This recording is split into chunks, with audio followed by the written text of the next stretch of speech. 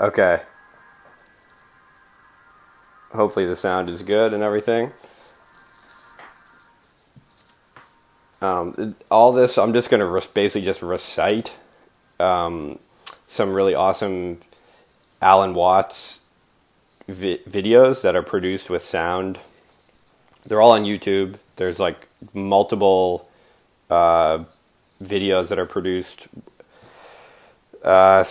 with his speeches cut up with just some of the best parts with like music put on underneath. And this particular playlist, they were all done by this, I'll give this guy credit, called like Kyle LaQuarrie, I guess is his name. And he made all these. And I honestly listened to this.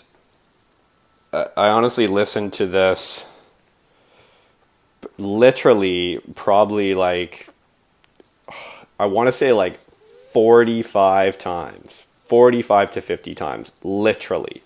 It's fucking ridiculous. But hey, I was really just the sort of cadence and the rhythm of sort of Alan Watts' thought process really, really resonated with me. So I would listen to this playlist every fucking day, and I'm telling you, it must have been at least 45 times or so, maybe more. I don't know. Plus all the other ones I listen to, it's ridiculous. But anyway, so a lot of my ideas not just come from Alan Watts, but lots of people. But particularly, I like this playlist, so I'm gonna go ahead and bang this off.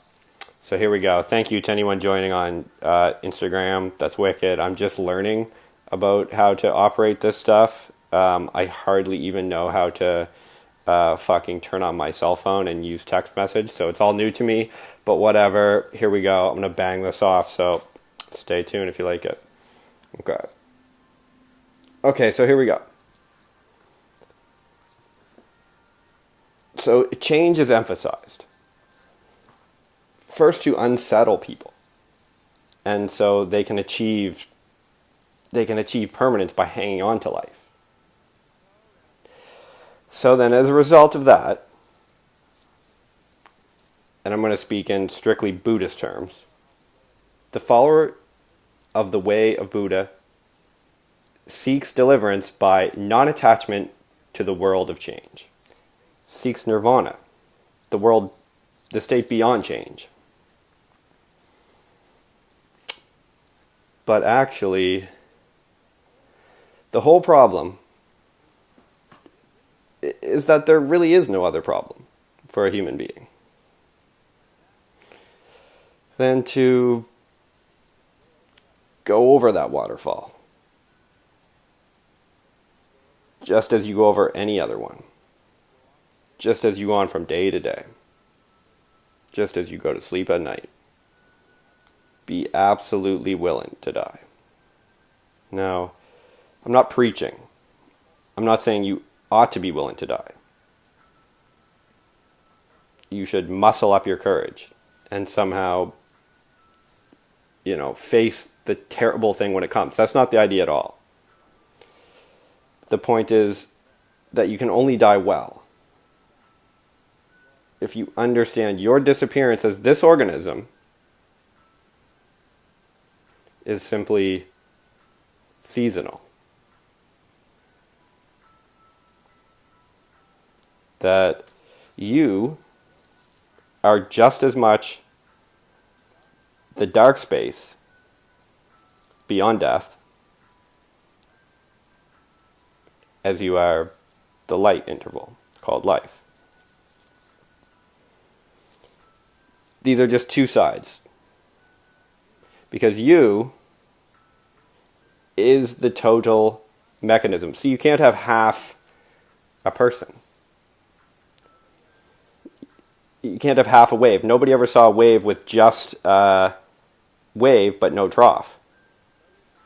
So you can't have half a human being who is born but doesn't die. Half a thing. There can't be only half a thing. Space, you see, is not just nothing. If I could magnify my hand to an enormous degree, so that you could see all the molecules. I don't know how far apart they would be, but it seems to be, they would be like tennis balls in a very, very large space. And you look, and I'd move my hand like this. You'd say, for God's sakes, look at all those tennis balls. And they're hanging by nothing. Amazing. No strings tying them together. Space is a function of, or an inseparable aspect of, those tennis balls. That's a clue probably to what we mean by gravity. So in the same way, those marvelous sandpipers come around. The birds, while they're in the air, they fly as one. They move all together.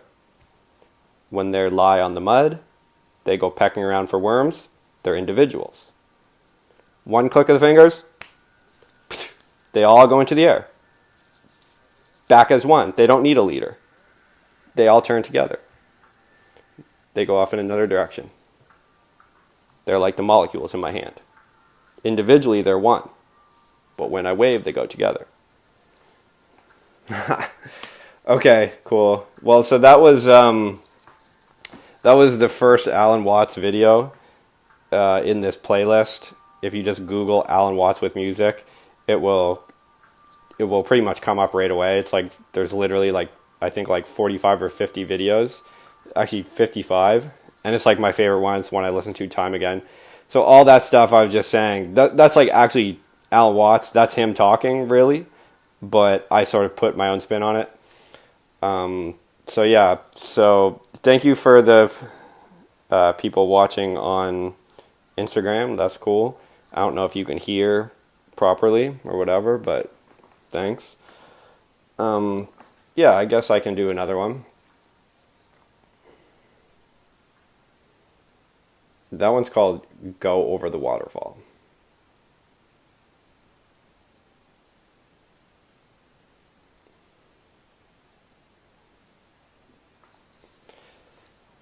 In this universe, we have one great energy.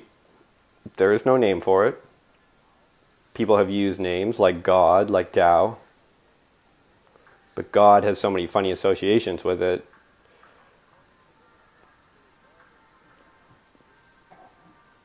But according to Buddhist philosophy,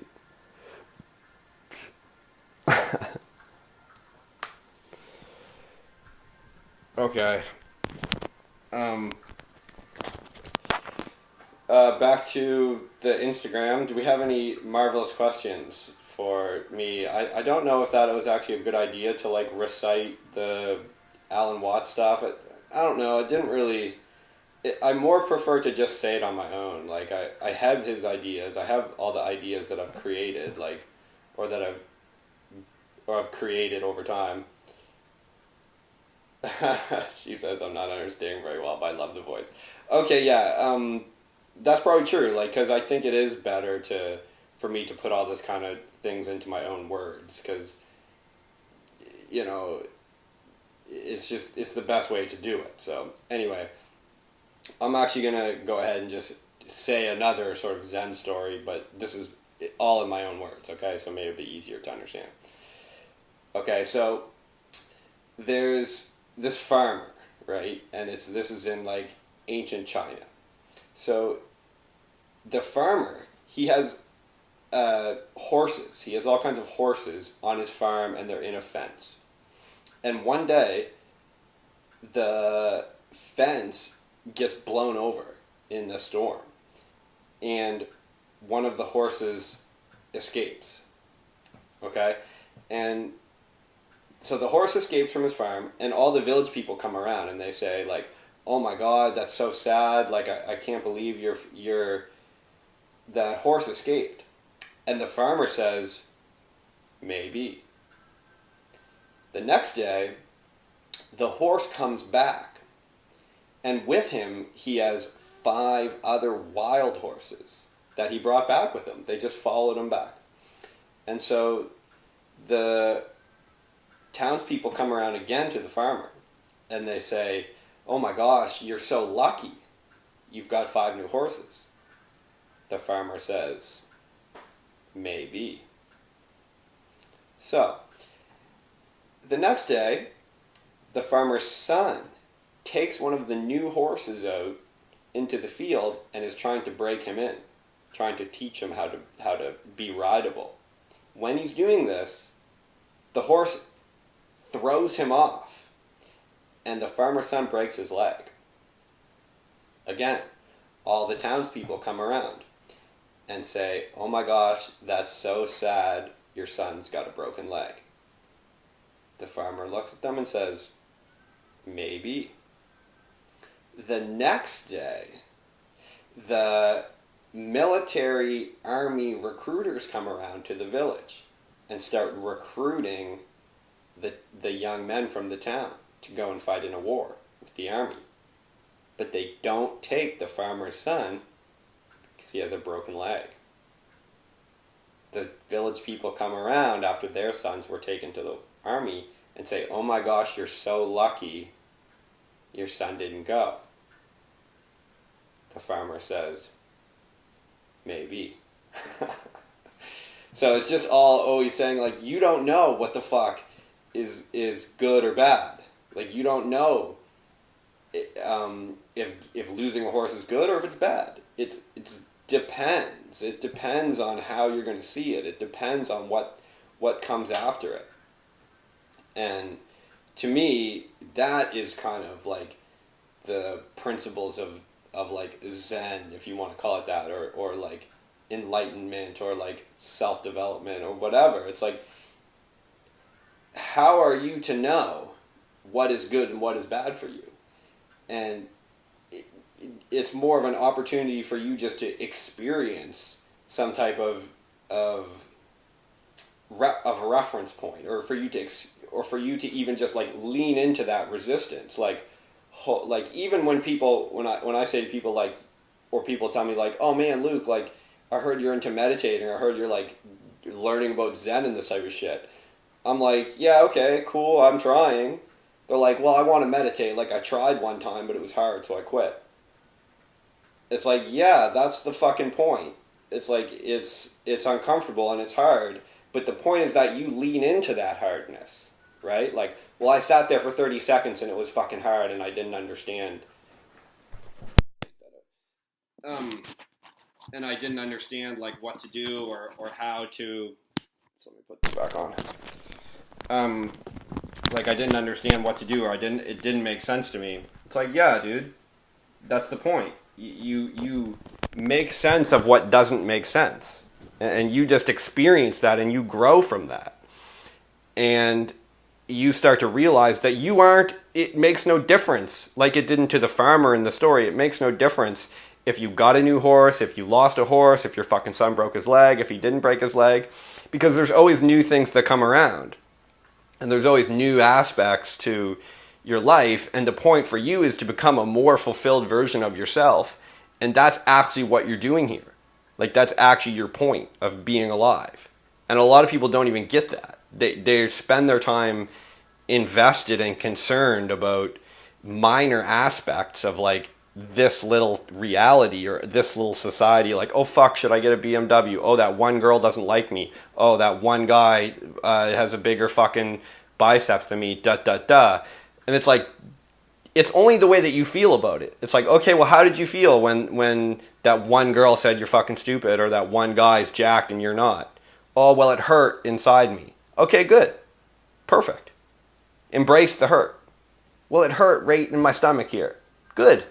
And how did, like, what exactly did that feel like? Well, it felt like uncomfortable. Cool. Perfect. Then that's your life. Your life is that uncomfortable feeling right now.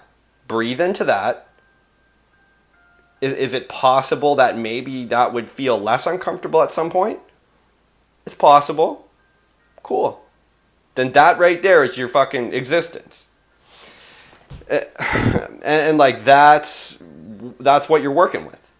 And it isn't going to make any difference if you suddenly got on fucking steroids and started building your biceps up and were as big as that guy.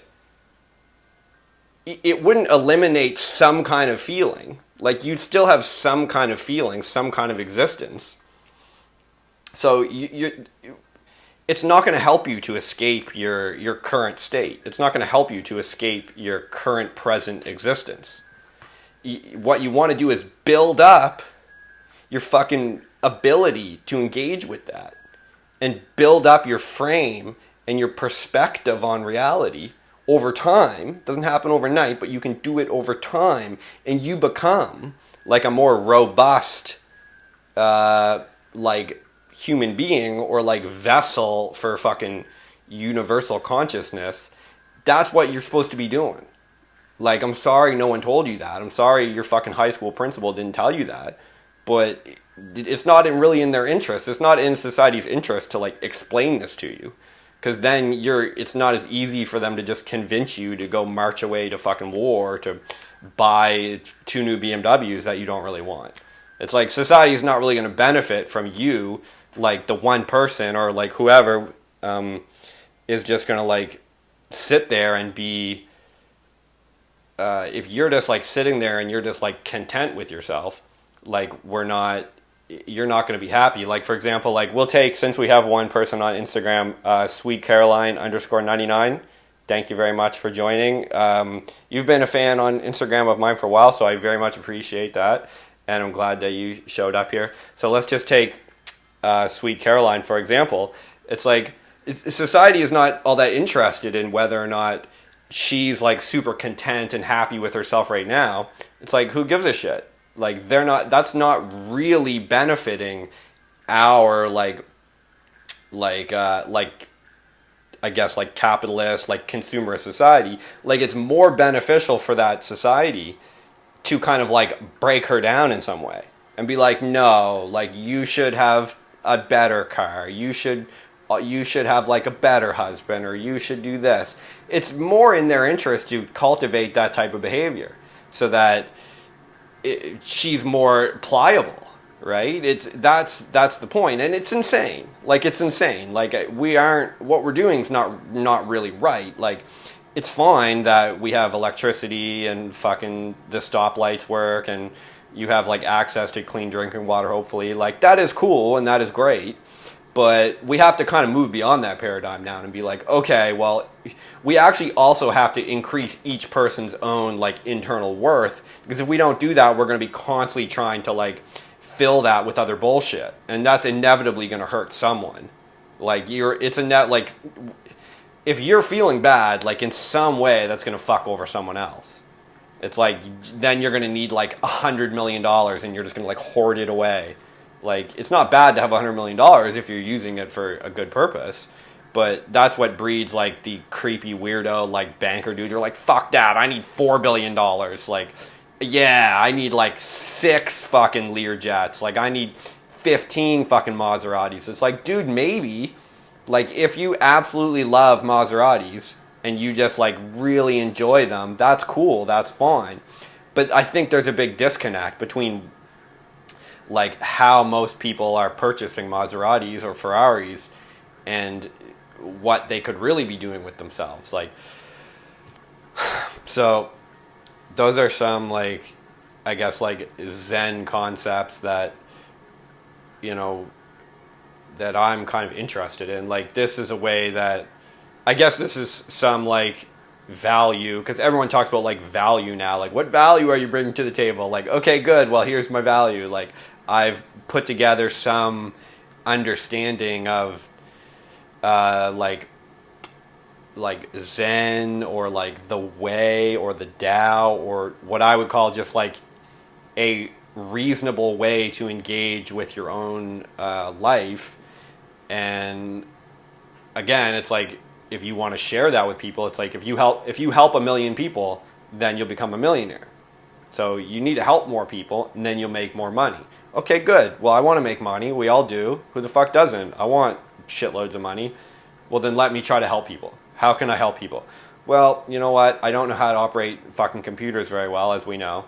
I don't know how to operate, I don't know how to fix cars. So let me try to help people by like sharing some ideas about Zen. Okay, there we go. Yeah, I really like this and I understand you now. Yeah, cool. I think this is better than me like reciting Alan Watts stuff. I really just thought that as an idea because I was like, how do I get started on like fucking doing this like live stream type shit or making videos? Like, I was like, let me just try to like recite some stuff. But I think you're right. I think it's better to for me just to put it in my own words because I think again like actually I was talking to a friend of mine the other day, and we were talking about Stephen Pressfield's book, The War of Art, which I recommend is amazing. And he says where, like the real greats, they don't borrow sort of things from other people. It's like actually this guy in particular, he actually was working, believe it or not, with Kanye West. He was like an assistant to Kanye with like producing and stuff. And he was saying how Kanye would just like take songs, previous songs, not borrow them, but he would take them and turn them into something new. So it's not like, oh, let me just borrow that little song for a minute and then give it back. No, take the whole thing, turn it into something new. So you're not stealing. It's not like I'm secretly like, it's not like I'm sitting here and secretly being like, I invented some ideas about Zen. Yeah. No. I'm like, yo, I learned this from people like Alan Watts, from Eckhart Tolle, from all these great people. But I'm actually taking those ideas now for myself. Okay? And I'm creating something new. So that in the same is this guy who was working with Kanye West was saying like, yeah, Kanye's taking some old music and he's creating something new and cool for today. And that's the same I'm doing.